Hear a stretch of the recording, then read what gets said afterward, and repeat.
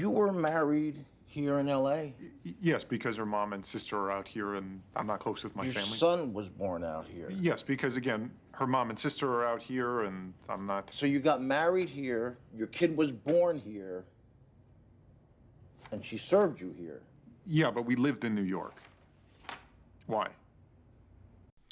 Noah Baumbach's 2019 movie Marriage Story has already been widely praised, earning multiple Oscar nominations and a win, as well as many similar such video essays describing Baumbach's filming prowess. However, despite all this, I haven't seen much touch on the movie's portrayal of its two background cities, New York and LA. Surprising, as the city's backdrop in many ways feels almost like a character itself, the connotations of each prompting us on how to feel in the scene. The movie opening in New York with the two reading out lists of what they love about each other. I get stuck in my ways and she knows when to push me and when to leave me alone.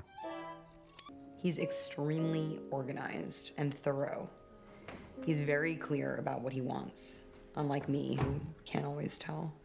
In this sequence, showing shots from around New York, cementing in the audience's mind, this is where the best of this marriage, or at least what's shown here, was in New York. New York is where the marriage blossomed. It is, of course, then shown that it is where the marriage has grinded to a halt. Nevertheless, with the collapse of the marriage and Nicole's move to LA, where most of the movie's later conflicts take place, the audiences draw the lines between the divorce and the city of LA. This is, though, not the only example of this, Baumbach seeming very much to want to connotate each city with its own meaning.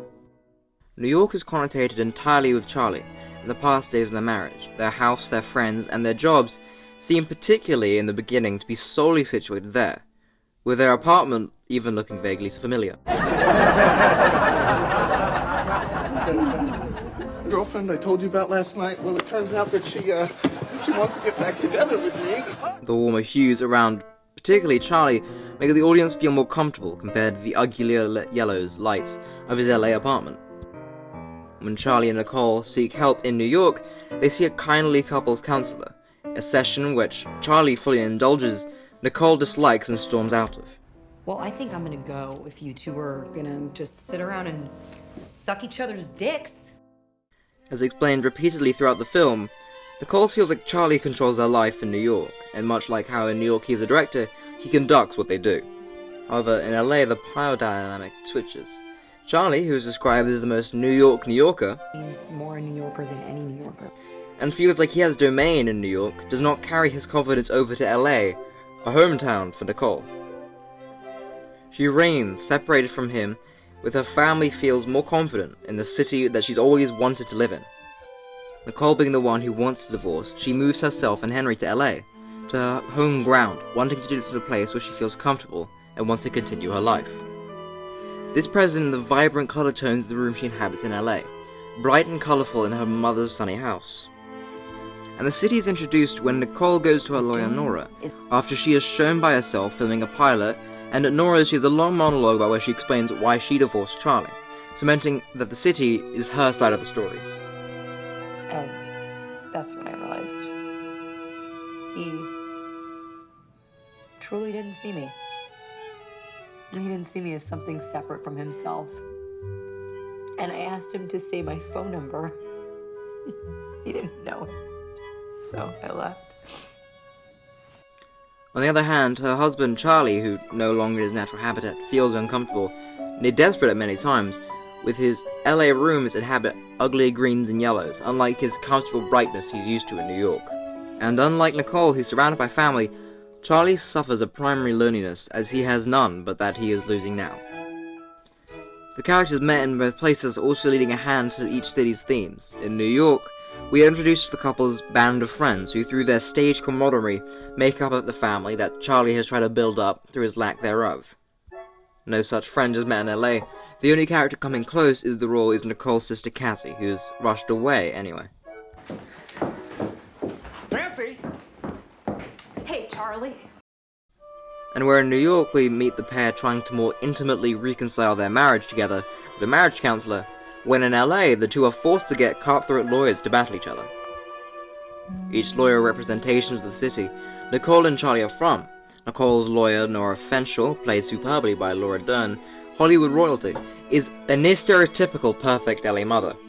Counsel, you can see my courtroom is full, and there are people who don't have the resources your clients have. And I'm fairly certain you haven't exhausted in good faith the arguments in the case of this child. On the other hand, both Charles' lawyers are played by predominantly New York actors, and the first, Bert Spitz, played by Alan Alda, a New York actor famous for collaborations with Woody Allen, like Crimes and Misdemeanors, but is mostly known for playing kindly, smaller characters. And after he is defeated by Laura Dern, Charlie brings in a much more expensive and brutal lawyer in Ray Liotta's Jay Montana.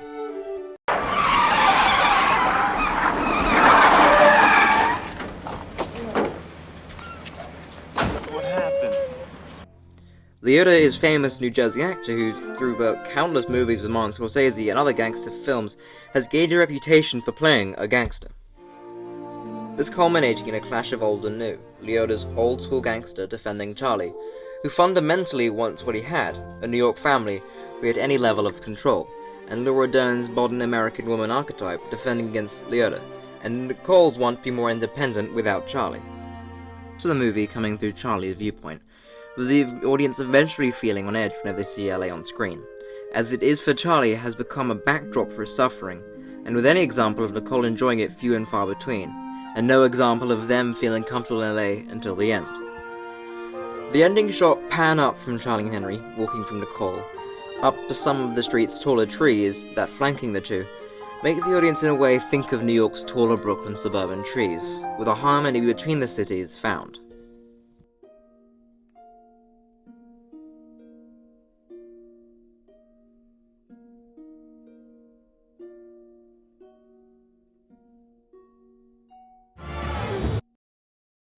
Hi, this is Luke. If you liked that video, please like and subscribe, and click the bell icon for notifications about new videos.